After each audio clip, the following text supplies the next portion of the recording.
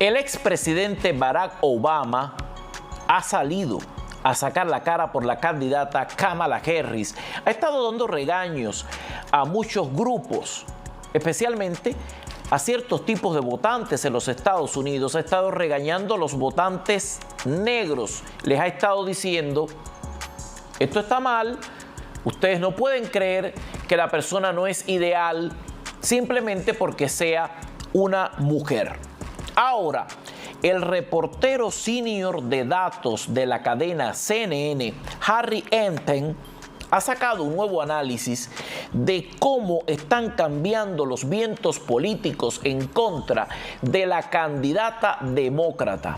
Según sus datos, según su estudio, el presidente Trump es el republicano más fuerte entre los votantes negros desde el año 1960.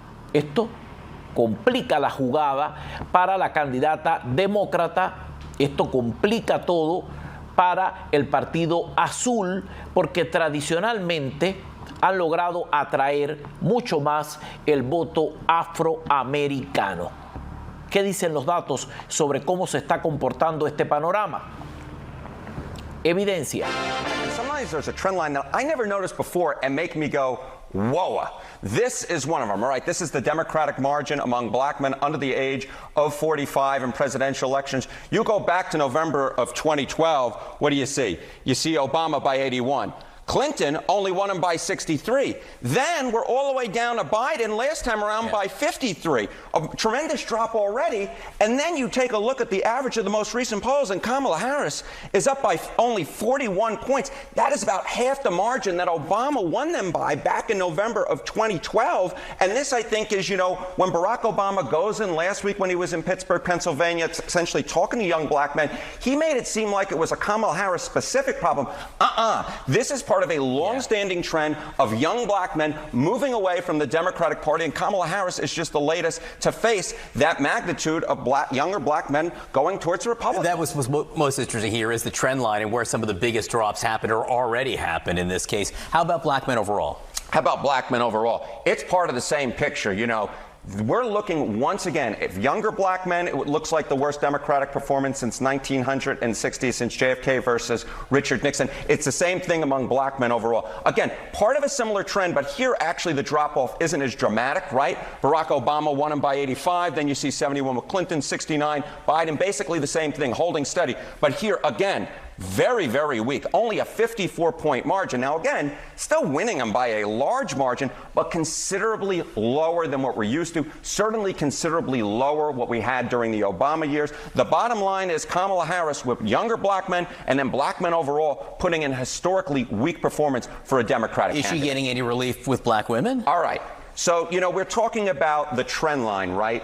And black women, look, she's doing better with black women than she is doing among black men. But here, there isn't a trend line almost until we get to Kamala Harris. So again, this is a black margin among black women. Look, Obama won him by 93, very large margin. Clinton won him by 93, a very large margin. Biden did a little bit worse at 85, but then you look here and you get a 71-point margin. Now again, these are large margins, but the bottom line is when you're talking about the base of the Democratic Party, you would think that Kamala Harris would do very well among black women based upon history, and of course she would be the first black woman president, but she's actually doing the worst for a Democratic candidate among black women since 1960, if this holds, John. Hay un comentario de Oprah, se encuentra un hombre negro en un aeropuerto.